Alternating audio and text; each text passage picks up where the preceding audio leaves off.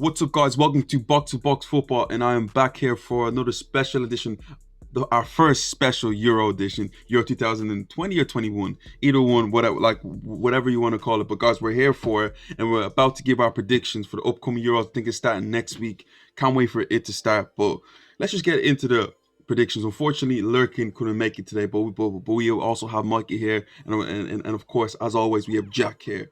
Let's get into the predictions. Today, guys, we're going to look at who do we have to win, our dark horses, player of the tournament, breakout star of the tournament, and top goal scorer. So let's get it started. And let's say, and I want to ask you first, who do you think is going to be the breakout star of this Euros?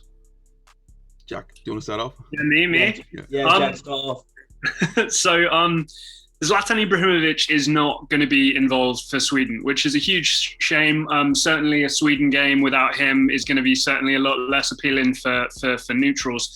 But I think the guy to potentially fill his shoes could be the breakout star, and that is Alexander Isak, who is currently at Real Sociedad. Very, very strong showing in terms of La Liga. Young guy, I believe he's about 21. This is all stuff I should have in front of me, but I don't. But this could be kind of the next face and the next number 9 for Sweden going forward over the next decade plus. At a club like Real Sociedad, I think it's a really good springboard as well to another bigger club, be that in Europe be that in Europe, be that in England or Spain or Italy or somewhere else. So I think Alexander Isak has come off a good year in Spain. And if he can even partly fill Zlatan Ibrahimovic's boots with a few goals, especially in the group stages, people could start recognizing his name in a big way. Mikey, who do you have as the breakout? My one, he's kind of a star already, but I feel like he goes under the radar a lot. I think Nicola Barella, I think for Italy, I think he could really carry the Italian side to potentially the final, maybe even winning it. But wow. I honestly think the way that he's been playing the last 2 seasons for Inter Milan, I feel like he's carried them in a way through that midfield, him and Brozovic. But I feel like him in that Italian side, when you've got all those players around him, especially that defense, you can let him play that box-to-box game that he likes to play. And he's one of the best technicians in the midfield available in that tournament. So I honestly think that he could be a breakout star. Now, I think the breakout star is a question that is always in the gray area. What you consider a breakout star? A player who's already playing for a top team but hasn't really been shown yet. A player who is playing for a lesser team and is waiting to have his coming out party. But you can look at it different types of ways. But there's so many different names that I can mention here. But the one player to me that stood out a lot this year but hasn't got the condolences that I think he should have is Barcelona's Pedri. Now, this kid is 18 years of age. Right, this season for Barcelona, he has played 52 games, and I'm on Twitter a lot. Jack's on Twitter, Mikey's on Twitter, and we see this thing that trends around Twitter called the Star Boy. Who is the best young player? You have Mbappe, of course, is we all know it's not even close. Erling Haaland, not even close. But then you have your Phil Fodens, you have your Mason, you have your Mason Mount, and you have Greenwood from Man United, and you also have Bukayo Saka. You have different types of Star Boys here. But this guy, Pedri, generally, to me, I think can go on to be one of Barcelona's greatest midfielders. He's that good. Now, we think about Barcelona's great midfielders, Xavi and Iniesta. He is almost like an Iniesta. His ability to look forward, pass, take on players, and he's also chipping in with goals here and there. Hopefully he can get a place in the Spanish team, and if he does, he can show the world the ability that he does have. Yeah, man. Hey, I agree with you, but I'm kind of gutted actually because both the players you've picked are better than the player that I picked right now. So I'm going to need some performances from my guy. But yeah, Barella, especially on Barella, I know that obviously we know him and we know how great he is. First half of this past season, this guy was potentially the best midfielder in the world. The way he was playing the first half of this season, unbelievable. And if he, like you said, if he can put some performances in for Italy, I think people are going to recognize him. My decision was definitely swayed last minute because the last few days, obviously with the Conte links, all the Inter players montages come up and stuff. So I got watching a lot of the Inter games because as a Spurs fan, I'm really interested to see if Conte comes in and just watching the way that his technical ability on the ball, the way he can just maneuver in that midfield. I think you need players like that in a World Cup to just grab the game and take it to an opposition. And I feel like he reminds me of the way Pirlo took the game to England in that I think it was 3 Euros ago with that Panenka. Right. I feel like he could be that guy. He could definitely be that guy. Honest, that is some high praise. Pirlo. If you say Pirlo, then he must be something both Italian, special. so you gotta compare him to someone. I could have said Marchisio, but I think I'm gonna give him an even higher level to reach. Let's move on. Let's look at who do you think, guys, is going to be the top goal scorer in the tournament. Mikey, who do you have for that? I'm gonna be biased here, but it's got to be Harry Kane. He's done it in the World Cup. I think he's done it in the Premier League recently. The guy's fresh. He's definitely not going into the tournament injured, which is a very good thing for England. As long as he can stay fit in this last game, I think England have a very good chance because he can get a goal out of nothing. We've seen that. But I definitely think because he takes the penalties. There's going to be a lot of penalties in this Euros. I think I'm putting it out there. I think this Euros will have the most penalties out of any of the Euros. I agree. Due to VAR, due to that apparently the handball rule just changed again for the Euros today. So it's going to be very interesting. I think Harry Kane will definitely be up there, but he's definitely my pick. I think if England have a run to semi-finals onwards, he's definitely getting the Golden Boot. There's no doubt about it.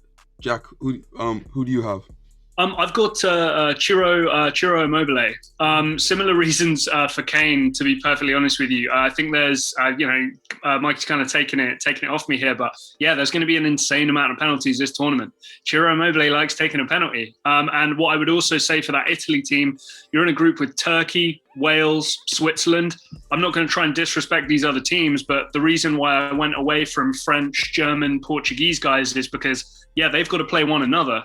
Could I see Italy potentially put in 3 goals past a Wales or a Turkey or who was that other team or a Switzerland? Yeah, I could. And, Ciro Immobile getting 1 or 2 of those. I think the real thing here is, for me anyway, most top goal scorers, they really kind of get the majority of their goals in the group stages. And, you need to make sure that group stages gives you a good opportunity to get those goals in. 2 very interesting picks. I think the one thing with Harry Kane that I want to get in, and I seen in the Austria game, was how deep he's dropping again. We all know what he tries to do, but I feel like with England, he sometimes gets further and further away from goal. If he stays central, of course he's going to score goals. But my pick for my top goal scorer is Romelu Lukaku. Now, he just had his best season ever. Led Inter Milan to a Serie A title, something that is very, very underrated, and people must understand what he was able to do and how he was able to do that. PP gets criticized for the things of he doesn't have a football brain as much, he's only big and strong, he doesn't have a great touch. I don't want to hear all that stuff. He's improved every bit of his aspect of his game, and then one thing that he's always kept is his goal scoring. Belgium in their group have Finland, Russia, and Denmark. Lukaku's going to score goals in them games, especially with the service coming from KDB, and maybe if Hazard is fit, I have Lukaku as my goal scorer, and maybe he could get, let's go 6 goals. 6 goals is a bit too much in like recent Euros, because now last one was like what, 3 goals was the last one of Euros. That's because Miroslav Klose retired though, right? Yeah, but Miroslav Klose never done well in Euros, to be fair. He done amazing in World Cups, but never really done well in the Euros. The one thing I'd say, James, and I'm sorry if you just want to kind of rattle along here, but the one thing with Lukaku, and this is one thing where I think people do get caught up, he did have his best year ever, but I think that he's done very, very well in a system that is basically built for him. And I don't know if Belgium are going to play quite the same way, so I don't know if we're going to see Inter Milan level Lukaku. He's still going to be great, but I think that he will take a little step back from what we saw this domestic season. I feel in the last World Cup, especially in the first 3 games, Jack, he probably could have had 6 or 7. He, to me, is more clinical than ever, and that's why I believe that he's going to get, especially with them first. I like, as you said, the goal scorers are going to get their majority of their goals in the group stages, and with them teams right there, he's going to bag a bunch, in my opinion. But let's move on to who we believe is going to be the player of the tournament. Now, as we are making our picks right now, you can kind of see it's building towards who we think he's going to win. If we say this player, or maybe you might want this team to win. But Mikey, who do you have to be the player of the tournament? This is probably a pretty obvious pick, but I think I think Kylian Mbappe. I think he's that guy. He's done it at the World Cup previously. He's been doing it at Champions League games. Been doing it in the Liga. I mean, he's an exceptional player. But I think to be with the Messi and Ronaldo, he's got to do it at this Euros. To be in that Ballon d'Or conversation, he's got to do it at this Euros. And I think he's definitely one of those players that if he gets going early on in the group stages, he's not getting stopped. And obviously, France are a team that are expected to go all the way, get especially to the final at least. So if they get to the final, I think Mbappe is going to be having a massive involvement in all of that.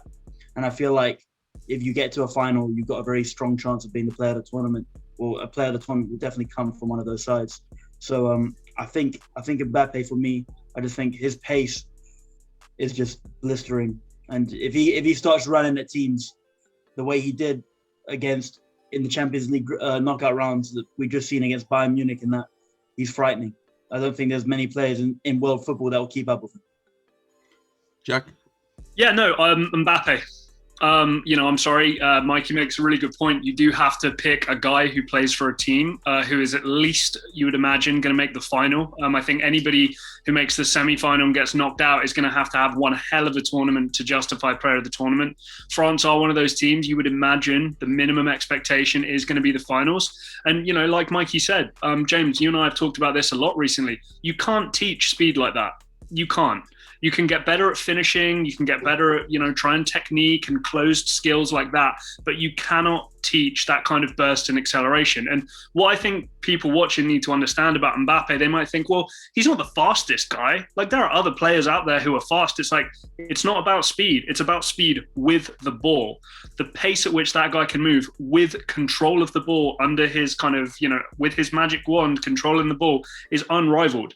And especially playing with two relatively selfless other forwards in Griezmann and Benzema now is going to just make him all the better, I would say, going forward. And Giroud didn't make the squad, did he, right? No, he did. He did. But so then the other three forwards who are with him, who could potentially play centrally with him, are all pretty selfless guys who are going to give him plenty of opportunities to do well.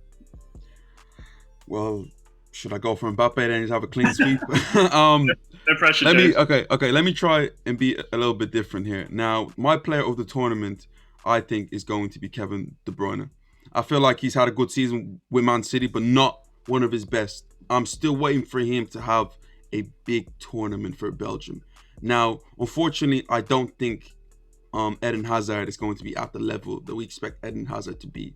And it's going to be, there's going to need to be a player who's going to lead Belgium. And I believe Kevin De Bruyne is going to be that guy. He is the best midfielder in the world, and if he plays it like his potential, he can have other players play even better, especially Lukaku. And again, if Kevin De Bruyne does what he does, especially with this Belgium team who made it to the semi-final a few years ago, I'll give them a great chance. But yes, I have Kevin De Bruyne being my player of the tournament. Now let's get into our picks. The first thing we're going to start off with is the dark horses of the tournament. Now, dark horse is always a weird one, because what do you consider a dark horse? Is it someone who is already favorites and people don't really look at, or someone who's a proper underdog? People may say underdog, people may say people who are kind of favorites. So it's a bit of a weird one, but it depends how like you guys interpret it. But Mikey, who do you have as your dark horses to win it? Well, I think this is a lot of people's dark horses from who I've been talking to. I think Italy haven't had a good major tournament in a very long time. And I feel like Mancini is building a side there that not only will compete, but honestly could go all the way, because they've got a defense, as Italians are known throughout all the major tournaments in their past that they've done well at. Their defense is everything. You look at the previous backlines that they've had, Nesta's, Cannavaro's, Maldini's. I feel like Chiellini, this is probably going to be his last major tournament for Italy. Maybe the World Cup, that might come a bit too late. He's getting on now. But I feel like he's got a statement to put out there, and the rest of that backline have got a statement to put out there. But like I said, with my breakout player, Barella, he can definitely carry them. Top goal scorer that Jack's mentioned, Immobile, guy bangs goals for fun. And then you've got players like Insigne and players around him that can just do special things that don't get spoken about enough. I feel like Italy are definitely a team that can give problems. Mikey, I totally agree with you. They were my dark horses. I feel with Italy, they're always weird ones because when they go into tournament looking like the underdog, people don't really look at them. That's when they do them like that. Like that's when they do the most damage. Like even like Euro 2016 when they didn't go that far. They had some big games with Antonio Conte. Let's even take it back to Euro 2012. Did we really see them making the final? No, but they ended up No. beating Germany, who were like one of the favorites, and they were considered the underdog at that time. And I look at this Italian team, as you mentioned, all of these names who they might not be household like worldwide names, superstar names, but they have a great team. Like players like Insigne, players like Marco Verratti, who I'm still waiting for to have that big moment that like he deserves because he's such a talented midfielder. So many top players there. And we haven't Now even in mentioned Italy, we haven't even mentioned their goalkeeper. He's probably you one know, of the most, and he's on the market as well. So he's sitting there going, I need to have that tournament because he goes, I have a good tournament. I'm getting picked up by one of the biggest clubs. They're dropping their goalkeeper to bring me in. I think with Italy, yeah. So Donnarumma, you're absolutely set there for the next 10, 15 years, and he's already been doing the job for a long time anyway. Like you said, he's going to have pressure to want to impress Barcelona, Juventus, Manchester United, PSG, etc., etc. So, defensively, they're always going to be solid. Midfield, like James said, Marco Verratti, going to be a bit of a stand here for Roma, but Lorenzo Pellegrini has come off a fantastic year. You already talked about Nicola Barella. Stefano Sensi, before he got injured earlier in the year, also looks incredible. And going forward, I mean, it's kind of like take your pick. None of them are like elite, like up with Kane and Lewandowski, but they're guys who are going to still absolutely clean house, whether it's Insigne, Raspadori's come in from Sassuolo. That's been really fun as well. Andrea Bellotti, Chiesa. Obviously, I mentioned Immobile as well. So, but the one challenge I'm going to say to you guys is that a dark horse, Italy, in a European competition? Jack, they haven't been mentioned. Let's be honest, Jack. They haven't. Really I know, but I don't know. I feel like Italy are always a threat. But anyway, my dark horse is Poland. Now that's a proper dark horse. That's an 80-1 odds dark horse, and I'll tell you why. Goalkeeper, very, very solid. Lukas Fabianski, Wojciech Szczesny, so solid at the back. We know to win competitions, you need to have a good goalkeeper. Szczesny, not the best year. Lukas Fabianski's been amazing. Now, defensively and in midfield as well, we know we're never going to have the best of the best playing for Poland, but we know it's going to be workmanlike, they're going to be well organised, and they're going to be difficult to break down. Then going forward, you've got a guy called Robert Lewandowski. Now, if I had to give anybody a chance or half a chance, I would give it to one man. And that's not Cristiano Ronaldo or Harry Kane or Romelu Lukaku or Kylian Mbappe. That's Robert Lewandowski. And Lewandowski would be my guy to do that. Now, I'm not so sure that Poland are just going to come in and absolutely clean house. But especially as we get later and later into the tournament, I just feel like there might be some matchups where teams go, oh, we got Poland, thank God. But then Robert Lewandowski gets two opportunities, scores them both, and maybe it's a 2-1 finish and Poland go through to the next round. So Poland are my dark horse. You know what? That's actually a good dark horse, but I consider dark horse as someone like not in the top 10 in Italy aren't in. No, I mean not in the top 5, and Italy are in the top 5 to win it. So I think I think the dark horse, like James has just said, there is Italy have been off the boil for like 5 years, so everyone's forgotten about them, and that for me is a dark horse. They come back and they just absolutely sweep up. Like generally, I don't think any one of the favorites would want to play Italy at all. But last bit right now, and the big bit, the most important bit. Who do we have to win the whole tournament? Mikey, set it off. Is it coming home? You gotta let me know. Is it, first of all, is it coming home? James, don't do that. James, you know my opinions about England and that it's definitely not coming home. Because Southgate's going to play his clones in the midfield, and that's that. But I think, and I'm going to give a reason why behind it. I think Portugal are going to win. And the reason behind that is Ronaldo has not been spoken out about as much as he should have been this past year. Ronaldo has had a quiet year in his by his standards. And we both know, James, when you don't talk about this guy enough, He'll He give you turns some- up to make you talk about it. He'll give you something to For talk me, about. he's got. Top scorer in Portugal- Serie A, but whatever. But that's the problem with Ronaldo. Right. Everyone's gone, Mbappe, Haaland. They're all talking about all these other strikers, all these other players. Messi's had a better season than him. That's when Ronaldo comes to life, because you put him in chains, he breaks out quickly. And the thing with Portugal is this is the best squad they've had in a very long time. You look at the players behind him. You look at the players in defense. They've got probably the PFA Player of the Year in defense. They've got a very good goalkeeper who's been very reliable for the past however many years. They've got fullbacks for days.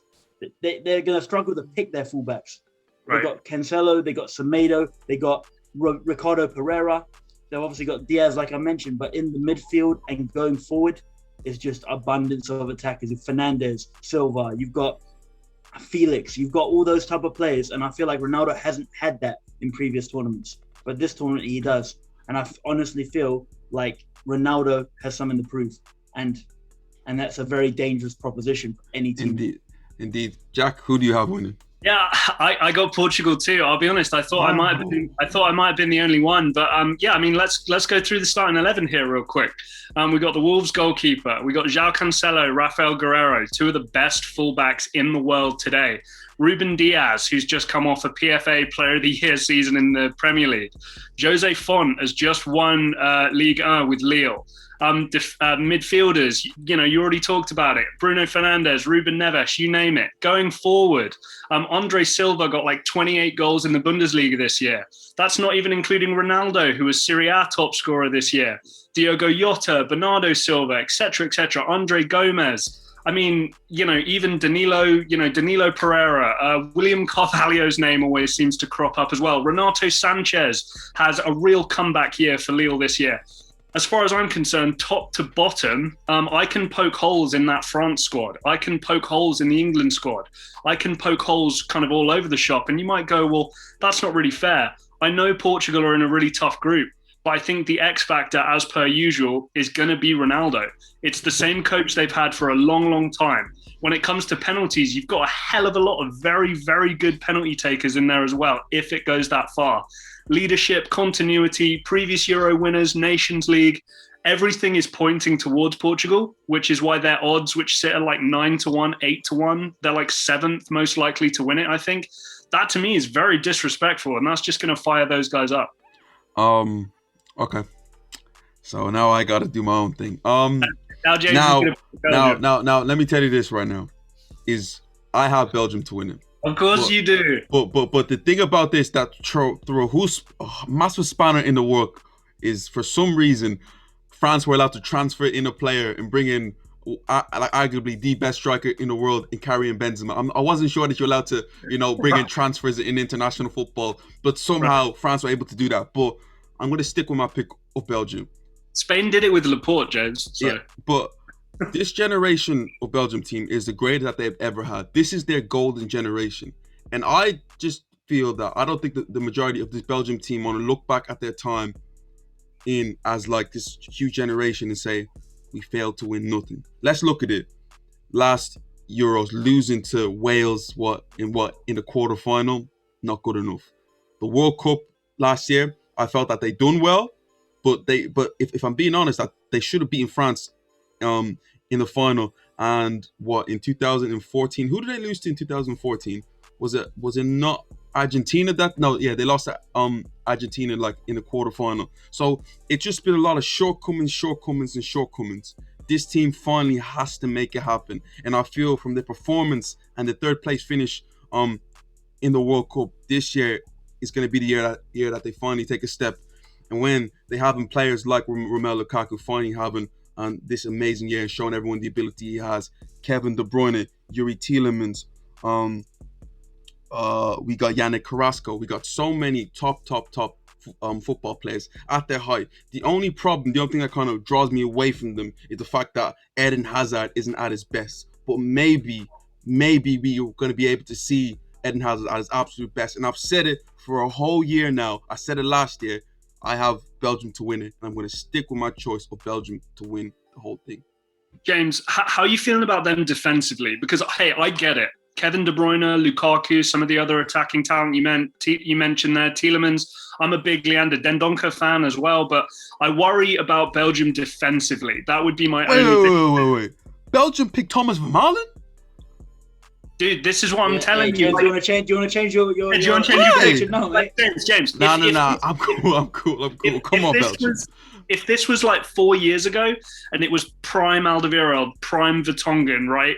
Maybe, I don't know, Daley Blind at fullback or Van Aanholt. Vincent Kompany. I'm not even going to lie. The back line absolutely, oh my days. That's what I'm saying, James. It's scary. Like 4 of them players are actually past it at their best. Oh. Great.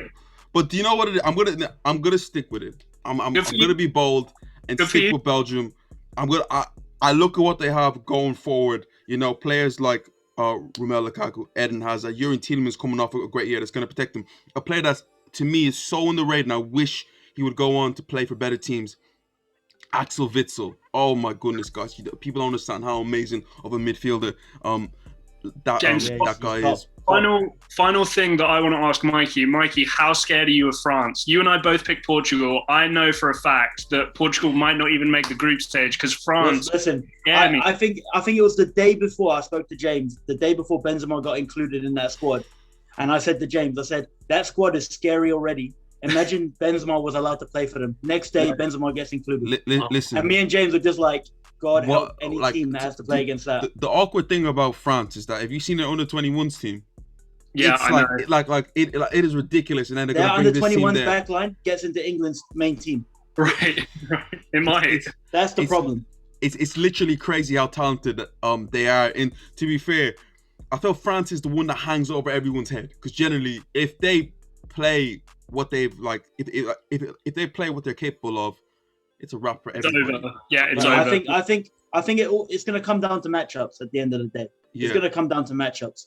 Some teams will play better against other teams. I think if France get Belgium early, France will win the whole thing. Because we only have a few minutes France's left. pace against Belgium's defense is a wrap. It's a wrap. Right. Because those old timers aren't going to keep up with the fresh Kylian Mbappe's, the Ousmane Dembele's, those type of players. I feel like Belgium will win it if they avoid France, but Belgium won't win it if they get France. Well, that's the pathway.